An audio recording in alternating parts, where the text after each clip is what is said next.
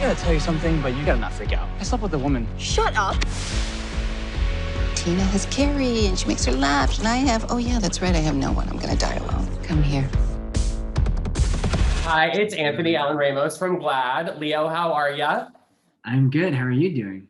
I'm good. Okay, this season, I'm thinking back on the finale of season 1. So many things for Micah. Okay, we find out that Jose, Mike, love interest, is married, but let's be real, it was a surprise, but that doesn't necessarily mean the relationship is over, because, there are modern relationships, but, I know I can't get all of the tea and all of the spoilers, but I know in the trailer, Micah also says that he slept with a woman. So give me a little bit. What are we going to see for Micah? Because this season has to answer a lot of questions. Yeah, I mean, I think where we left off was Micah. Obviously, his entire sense of like relationship security was completely like blown open, and I think that the journey we saw for him in the first season was shifting away from this from only hooking up to cultivating like a long relationship, and what is it like, what is the work that requires? It requires vulnerability in a way that he hasn't experienced before, at least not in a while. It was, requires honesty, and he feels he's been super honest, and so we see him kind of, I think when we pick up, we see him reeling a bit in terms of, all right, and I guess maybe more recalibrating of what does it mean to be in a relationship with somebody who's married, and what does this mean, in terms of what does he want, what makes him feel good and safe and secure. And so we really get to like go on a journey with Micah that I'm super proud of, and it's about listening. It's kind of cheesy, but listening to your heart and listening to your instincts, and like, if something doesn't feel right or something does feel right, like what does that mean, and what does it look like to follow that instinct? Yeah, and I think what it sounds like that this potentially could do is really kind of continue that representation of what a modern queer relationship could be. I mean, it's obviously there's a lot, people can do relationships in many different ways. So, and maybe they're on their way to divorce, or maybe they have an open relationship. So many questions. But, I think I can't help but remember, the first time around season 1 with you, really how different your life was prior to, that DM that you received to audition for the show. Have you gotten used to kind of, Leo Sheng, the TV star, the actor, the celebrity? Well, it's actually, so the DM was for my first project ever. So I had no kind of reference for what a traditional audition process looked like. And so for the L Word, it was a little more traditional in the sense that there's a breakdown, and I did a self-tape from Michigan. And then I went through like a callback, and I got to read, and that was an incredible experience. Yeah, so this audition process was very different from what I had any sort of reference for, and it was a lot of fun, and it was terrifying at the same time, because I was kind of risking a lot in terms of I got it, and that's, what does that mean for school? But to answer your question, this first season aired when the finale aired. It was January, I think, and then a month and a half later, COVID hit and things started to shut down. So to be honest, I don't know how much would have changed if for my everyday life if it hadn't. I have a hard time believing it would have drastically been like I would have gotten recognized, which is like not me like dunking on myself. It's just I think like it's hard to wrap my mind around that, and it still is. I've gotten recognized actually a couple times in the last few weeks, which is wild.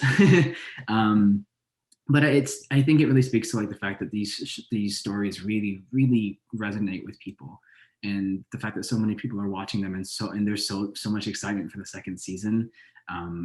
It's hard to think of myself as any sort of TV star or anything like that. I think it's like I think of myself primarily as the one who plays Micah, who's part of the show. It's kind of in a tunnel for me, but in a good way. Yeah, and I did see on Instagram, it looks like you've been getting to explore LA a little more now that we're getting a little more open. I saw you on the beach, so that's good. I think obviously when it comes to transmasculine representation on television, there just isn't enough. So it's so wonderful that we have Micah on this program. But I also think for me, being Asian American. I love seeing queer Asian American representation. So for you, being able to play a role that really, connects so many boxes for, representation that we just don't have enough of. Like, what does that feel like for you as, a queer Asian American person to be bringing that to television? It's a massive honor and a privilege, and I'm endlessly grateful to Marja for trusting me with Micah. I think, coming into this role, I also, again, because it's my first major role, like I didn't really know what kind of research needed to be done. How does one do research for this kind of thing other than he's a social worker? My family's are social workers. I can do that. But, I was like, I remember asking Marja about Micah's background. Is he adopted? Is he, first gen, second gen? I mean, all of these different pieces of him were so important to help me to try and understand where he's coming from and his family and his history and his background. And again, like also for me, like I'm adopted. I grew up not with Asian family members. And so I carry that with me when I play Micah. I think about the many, many different experiences Asian Americans have. And I think it's also like importantly too, like Micah specifically is East Asian, like South Asian representation, Southeast Asian representation is also still so limited. And so like, I think about what a privilege it is to specifically like be cast in this role. And like the fact that it's primarily, I'm sure, like more East Asian trans mask folks who we might speak to. And that's just like, that's not a good or bad thing. It's just like what it means to be in this position. So I think a lot about the privileges that I'm afforded in my everyday life and how that impacts my role and vice versa. Yeah, I know, it's so funny. I mean, even as I get older, it's like, even though he's not queer, when I saw Henry Golding on the billboard for Snake Eyes, I was like, that is so huge for me. Like to see someone that looks like me that, because I'm Asian American, I'm half, but it's important. And I can imagine for the people that see Micah in the L word generation, it's like they're gonna be just, it's those moments are really important. I know with the original series, because you're a little bit younger, like I don't think in the beginning you had really seen that much of it, but have you now kind of gone back and kind of looked at what the original series was like? I have seen the original series. I have definitely seen. My distinction is, and I've admitted this already, is I just haven't seen every single episode, but I have seen a lot of the original. Yeah. And a part of it is like I do want to revisit it, and I also don't trust myself not to let it impact the way I view our world and the world that we've joined into. Because I want it to feel, I mean, it's supposed to feel like, to me, that these are characters that you're continuing on with, Bet, Alice, and Shane. So in that sense, it's the same world, but it's a very different world in the sense of it's 2020, 2019, 2020. And so like, I do wonder if like revisiting it, I would kind of get too caught up in what that world was and like too much pressure of trying to live up to that. I think that's one way it's kind of helped me is it is, this is about contemporary queer issues, and it is, but it's also important to know where we're coming from and like our past. So yeah. It's funny, I was talking to Kate and Alicia about, obviously the original run, and for you, obviously, we're no stranger to social media prior to this experience, because obviously you had shared so much of your personal story with your transition. But curious now being on the show, which has such a strong and loyal fandom. What has it been like for you to connect with some of those fans of the show on social media? It's such an incredible experience, and I think it's taught me a lot about how important it is to be able to create a connection and like create some semblance of like, I see you, I hear your messages, I read your messages, and they mean a lot to me. And just like in social media in general, like maintaining boundaries of like, if I'm on social media too much, like, it's kind of an interesting dynamic for me to kind of come into and learn more about. It's both transformative in the sense of I'm being reached out to by strangers who have trans family members and trans kids or trans people, and telling me how much the show means to them and that they feel seen by these characters. And also like, how do I hold that in a way that like, it doesn't just become sort of another message. I want to honor these messages, and I want to do that for myself in a way that feels like, wow, like I get to sit with what it means to people, So it's both incredible, and it helped me kind of reflect on my time on social media as well. Thinking of social media, I know it's been important for you to use your platform to talk about this topic right now about trans girls in sports specifically, and just, you know, trans people in sports specifically. What, you know, why is that so important to you? And what would you want to say to anyone out there that may be, you know, thinking that they shouldn't be allowed, which obviously is crazy? Well, you know, I like to give a disclaimer that I'm not a trans athlete, and so there are trans athletes who are much more well versed in this with more experience than I have. I'm simply trying to use my platform to kind of boost those voices. But for me, it's really important because I think to ignore the fact that most of the anti-trans legislation that we see is so often targeted to trans women and trans girls specifically really speaks to what trans misogyny is. Both like homophobia and transphobia and trans misogyny.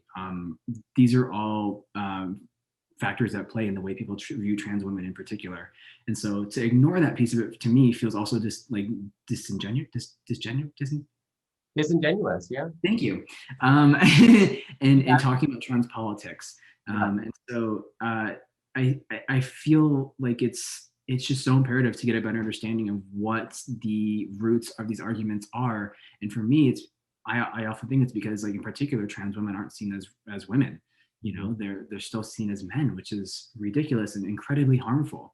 And those are the kinds of attitudes and the behaviors and arguments that lead to people feeling so isolated and so alone and so hopeless and despondent. And, you know, it's a domino effect to me. And so the idea, especially that trans girls who, whether they are or not on blockers, you know, which shouldn't be as relevant, but because certain, as I'm aware, to my knowledge, certain sports league or associations like have level limits. And again, like, more people can speak to that with more eloquence than I can. Just the idea of like trans kids somehow like being made to be these like dangerous, like, you know, what's the word? They need to be kind of regulated. Trans kids need to be regulated. You know, is absolutely ridiculous to me. These are kids. These are kids who are playing sports for fun, and to, like, you know, not just trans adults who also deserve that same right to be able to express themselves through sport. And if they are following like league, you know, guidelines, why do we bar them? So it's, to me, it is often rooted in deep transphobia, trans misogyny, not seeing trans people as their true genders, you know, bad faith arguments around, you know, hormone medical intervention. And so it's just really hard. And I think that for me, it's like, you know, I was a trans kid. Maybe I wasn't playing sports in a time when these arguments or these policies were being passed. But like, when I hear about that, I think about all the years I spent playing basketball and all the years I was swimming and volleyball and softball, like, and it's unfair. It's not, to me, it's just, I mean, I could go on and on. It just seems so ridiculous to me to like tell like 5-year-old that they can't play a sport on the gender team that they are. Well, no, we, you know, obviously agree with you, and we fully. No, yeah, I mean, I'm preaching to the choir, but yeah, we appreciate you, you know, getting, you know, inspiring those conversations, using your platform to speak out on it, because it's a very important issue. Last question before I let you go.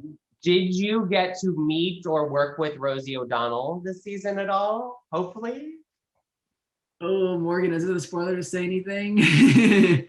I met Rosie. I will say I met Rosie. Perfect. I will take that. What was that like? Because, I mean, talk about queer icons. I mean, she is everything you would hope. She is incredible. She's so nice, and she's just got so much energy, and she's just like so many stories and just so much insight. And it's like, you know, just the idea of like meeting her and getting to like chat with her felt so weird to me. I was like, I'm talking to Rosie O'Donnell. Like, it was like a what the heck moment for sure. Yeah. I love that. Well, Leo, it's so good to see you. Congratulations on season 2. We are so excited for it. And yeah, I mean, we will be watching. Everyone else out there, watch it. I believe it streams first, right? It's going to be streaming first on August 6th. Next Friday, August 6th, and then airing on Showtime August 8th. I love that. All right, get ready, everyone. Season 2 of the L Word, Generation Q. Thanks, Anthony. Thank you.